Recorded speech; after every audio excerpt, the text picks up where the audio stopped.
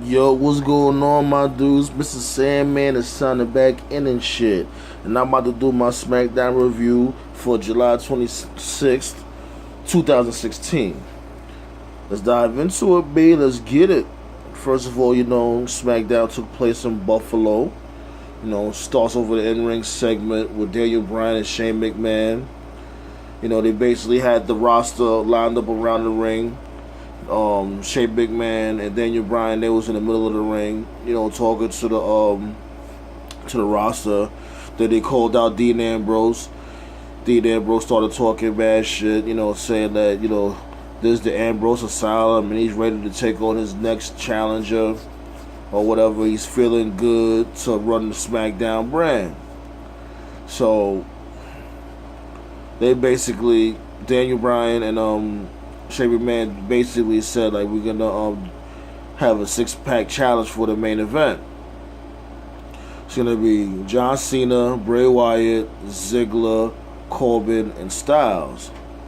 And the last entrant will be the winner of a battle royal that took place immediately, like right after they left out the ring. So, the battle royal starts, everybody starts running up on Kane, start beating him up first or whatever.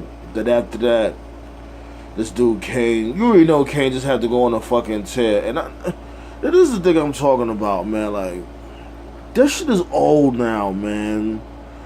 Like, why you couldn't have somebody yells clean house? Like, why you couldn't find some other monster to put in there to clean house to get him over? Like, WWE sticking with the same old fucking bullshit. Like nobody don't really care about Kane cleaning house anymore. This is not the year of fucking 1997. For crying out loud, get this dude off my TV. This dude he eliminated everybody. Like, come on. Shit is ridiculous. He eliminated the Ascension. He eliminated Simon Gotch. He eliminated Breezango, Kalisto, and fucking Zack Ryder. And for what? It's not like he got over. It's not like he, he wasn't gonna win. So what the fuck was the point of him doing all of this, man? And anyways, it was down to the final four. The final four was Kane, Apollo Crews, Zack Ryder, and Kalisto. Like I said from before, Kane eliminated Zack Ryder and Kalisto. And then after that shit, you so dominant, you eliminated all these other motherfuckers so dominantly that how you get eliminated, you eliminate yourself. You just fall for the oldest trick in the book. When Apollo Crews backpedal, you try chasing him, and then he just lays down and you jump over the top rope. You still falling for that shit, Kane? You're a fucking bum, yo. You always be a fucking bum. Kane. I don't say Kane. I say lame. Like when they announce him and they say Kane. No, I say lame. Fucking bum. So Apollo Crews advances to the 6-pack challenge. And I ain't gonna lie though. Don't this motherfucker look like a goddamn brolic Kevin Hart in the face ass dude? This dude Apollo Crews. Like, he looked like a brolic Kevin Hart. Anyways, after that, ain't no stopping me, no! Shelton Benjamin is finally coming back to SmackDown. Yo, these dudes better stop playing with this dude and really give this dude a legitimate run. I already know what they're gonna do. They're gonna just have him in the mid-card division. Fuck around, only just have the Intercontinental title and that's it. No, put this dude in the main event, man. Let's get this dude really over now. It's about that time. This is, his second run or his third run. No, I think it's his second run. Give this dude a legitimate run, man, and stop that fucking racist bullshit. Let this dude really showcase his fucking talent. And now, he's much better now. He went to Ring of Honor, New Japan, what may have you. So he's much better. Come on, B. Like, come on, WWE. Let this dude flourish. Then after that, they go to a Dolph Ziggler promo. Basically, Dolph Ziggler talking about how he lost his way when it came to the WWE, like constantly losing matches and, you know, basically just being a bum. Getting at the bottom of the card and all that shit. Not, you know, not really winning matches or what may have you, he was in a funk. So he was like, fuck that, he's focused now. And by the end of the night, he guarantees victory. After that, you have, you know, Natalya versus Becky Lynch. You know, and then during the match, like this dude Otunga says they've been friends for over 10 years. How's that even possible? Becky Lynch wasn't even in the WWE for 10 years. Like, what the fuck did I miss? 10 years? The fuck out of here. I don't believe that shit. Like, how, like, really? Well, they was Facebook friends? Whatever. And then that's the other thing, too, like, Natalya just switched up her whole moveset. Like, from before, her moveset was, like, you know, she focused on the leg more, on Battleground. When she was fighting Becky Lynch, she was focused more on the legs and being technical and being surgical. She just stopped doing that. And I'm like, why? Why did you stop that? Like, that was nice that you doing shit like that. It made you look more deadly. And, like, well, after that, you know, basically, Becky Lynch catches, Natalya with a Ireland jam. You know, leg drop off the top rope. Pretty decent spot, but she still kicks out the pin. After that, you know, Natalya catches Becky Lynch with the Natty by Nature, which is a spinning clothesline. She kicks out that pin. And then, you know, Natalya taps out via disarmer. So Becky Lynch wins. You know, she gets a tap out victory. Good for her, whatever. I really think they should really have Becky Lynch like on some like female rock star type of shit. Like not like how they had Edge, but like a little similar. Cause look how Edge was. Edge, he had that same jacket that Becky Lynch had. Why, like, or Becky Lynch had the same. You know what I mean? Like, why she just can't be on that? Do something with her. Like, she's just there. She had the last kicker. What the fuck? No. Do something with her. But then after that, she was gonna get an in-ring interview, and she was like, just call me Becky Balboa. But she got interrupted by Alexa Bliss. Alexa Bliss ended up getting interrupted by Naomi. Then after Naomi got interrupted, Carmella came out, and then after that, Carmella got interrupted by Eva Marie. So basically, they just acquired like 4 divas just like that on SmackDown. So maybe a little interesting right there. A lot more diva blood on the SmackDown roster, except for Eva Marie bum ass. Like, oh man, and she's all red everything. If that was the case, why just didn't send her to Raw? If she's all red everything, why put it on SmackDown? Like, put it on Raw. Anyways, moving on. This dude Baron Corbin, boring ass, cut a promo, basically saying, he's not trying to win the championship for nobody else but himself. Typical basic selfish promo. Didn't really talk much about himself or nothing like that. So, like, he has no depth to his character. He needs some kind of depth. Anyways, moving on. Miss TV. Miss TV, he had a segment interviewing himself. Then these two, him and Maurice was about to tongue kiss, and Randy Orton comes out and interrupts the kiss. Miz started talking shit to Randy Orton, and Randy Orton basically asked him, he basically challenges him to a match. And this dude Miz is acting a little reluctant. So Orton was like, "Oh, what? Was you scared to get fucked up in front of your bitch?" He didn't say it like that, but he basically said that. He basically said it's similar to that. And he said, so who's the pitcher and who's the catcher? Randy Orton now, like, he cracks a lot of jokes and all that stuff. Jokes could be corny, jokes could be okay. Like, it's not too corny, so it's somewhat acceptable because it's not too corny. So basically Maurice just volunteers Miz in the match on some bullshit. So we get the match. Miz starts working on the right shoulder. You know, everybody knows about the infamous right shoulder that he never, it's like it never heals properly, but he always comes back. He always goes through a lot of pain and punishment. So of course Miz knew about it, started working on it. Caught him with that running big boot while you sitting down, and he catches you with the running big boot while you're sitting down, right in the right shoulder. I was shoved him into the steel steps, you know, on the right shoulder. You know, basically just he's working on the shoulder, so you know he's being technical, which you know Miz is, and that's good. Which Natalya should have fucking did. Maybe she would have won that match. But anyways, this dude Randy Orton rolls in the ring first after he gets arrow stripped into the steps. And then the Miz comes to chase him to go inside the ring. RKO out of nowhere. Hold that.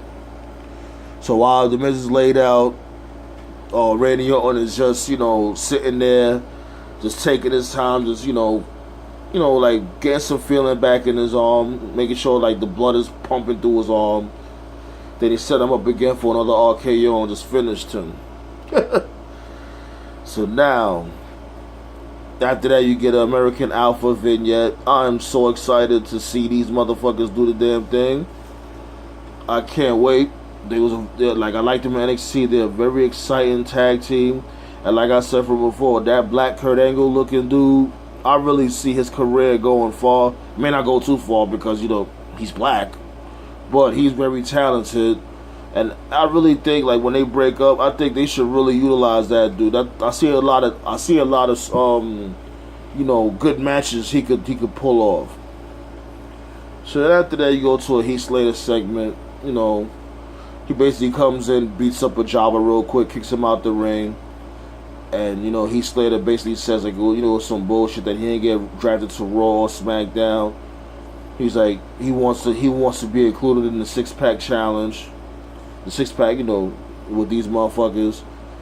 So Shane comes out and just says, and I'm shocked he actually came out by himself. I'm figuring he was gonna come out with Daniel Bryan, because it was like you know how it is, like Shane McMahon come out, Daniel Bryan gotta be there with him, or Stephanie come out, Mick Foley gotta be there with her. Like what the fuck? They your fucking butt buddies or something? Y'all can't fucking go separate places.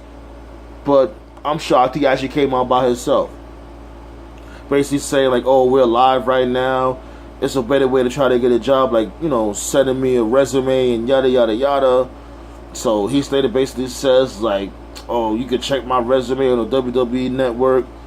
Plug. You know, basically talking about all the Nexus, the Core, you know, all his old school factions, 3MB, what may have you. So while he's talking all that shit, Rhino was in the background waiting for him to turn around. Then eventually he turns around into the Gore. So I guess they saying basically Rhino is ready to come to the main roster. He's a free agent. I think he should just stay at NXT. Like let you know what I'm saying? They should let some of those those legendary ECW dudes, like the ones that didn't make it big in the main roster, put them in the NXT to, you know, help groom the young stars there. Like, don't put them in the main roster, keep them in NXT. I think there's nothing really wrong with that. When it comes to like the old WCW stars, old ECW stars, what lack there is of them, to put them in NXT. But anyways, you know, AJ Styles basically has his promo talking about you know, how they hating on AJ Styles. They separated him from the club, which I strongly agree. The club could have just went to SmackDown and been running shit. But no, you already know this is all a setup to just bury AJ Styles and have him lost in the shuffle. Like, I already see AJ Styles is just going to be a mid-carder or upper mid-carder. And the only reason why he's at this level right now is just to shut people up. Because that's basically what it is. You know what I mean? We all know what's going to happen. This dude Cena's going to eventually bury this dude, and he's going to be deep in the abyss. He's going to be somewhat fucking Kevin Owens status. But then after that, Bray Wyatt had shot his promo. Basically, typical way Bray Wyatt stuff. And he said, basically saying, "I'm here." He comes out, or whatever. Yeah, and then after that, 6-pack challenge starts, with Wyatt, Apollo Crews, Baron Corbin, AJ Styles, Dolph Ziggler, John Cena. There's one thing I can say about this dude Baron Corbin. He got some lethal punches, and I see they're trying to really utilize him, being in the Golden Gloves. I think it is. Yeah, he was in the Golden Gloves. So at least that's one depth to his character, that he was a Golden Gloves champion and what may have you. So that's something. They need to really create more layers, but that's a start. Have him really utilize his punches, knockout punches or whatever. That's good. That's something that he has.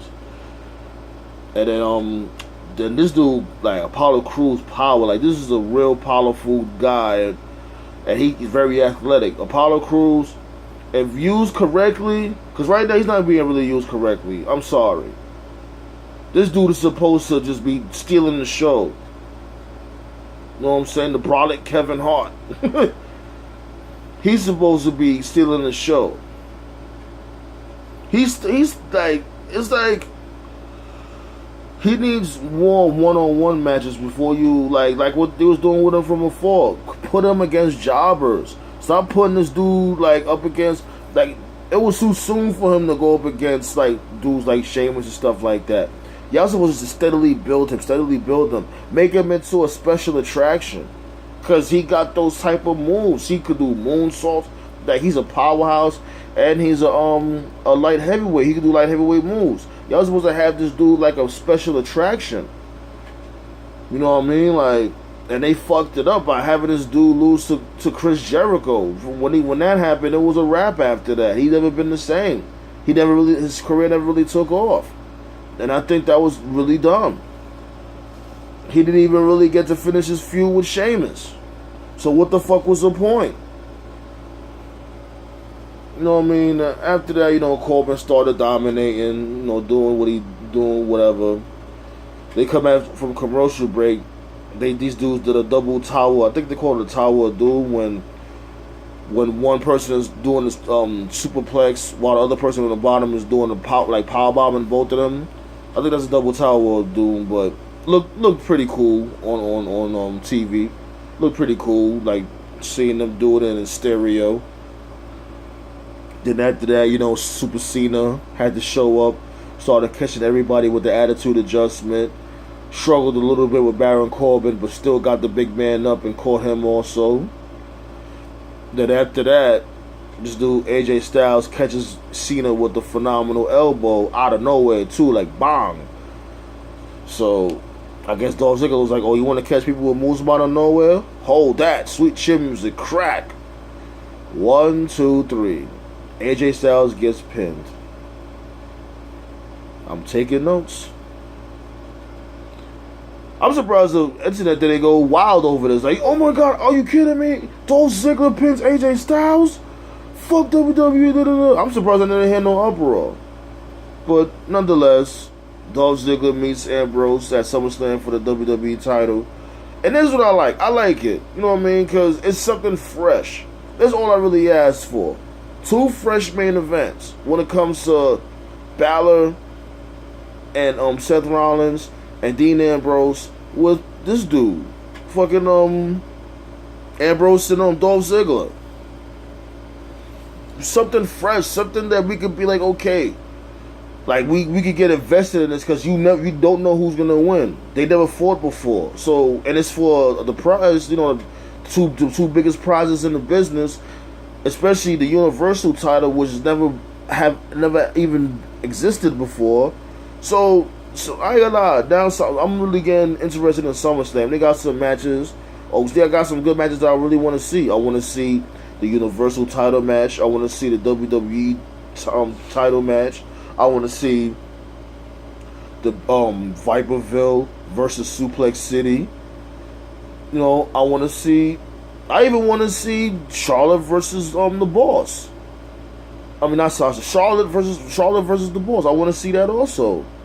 Sure, why not? I want to see Natalya versus Becky Lynch one more time too. Hopefully they resolve it at SummerSlam. They don't keep going on with it. You know. And I'm a little excited for what they're gonna do with the Divas now. They acquired like 4 Divas. I'm a little excited or a little intrigued to see what they do with them. I ain't gonna lie, I'm a little intrigued to see what Eva Marie does. I know she's a botch master, but maybe, who knows, maybe she got a little better. Maybe I could finally know what the hell her fucking special move is, because I never knew her special move. Comment down below, let me know. Like, I really just don't know. But anyways, SmackDown, Raw and SmackDown was pretty good this week. I'm not even gonna lie, I enjoyed both of them. You know, and hopefully this shit continues, man. You know, so far so good, man. So far, you know, wrestling's been fun this week. I will hollers. You already know what's next, man. The Raw review, B. Peace out, motherfuckers.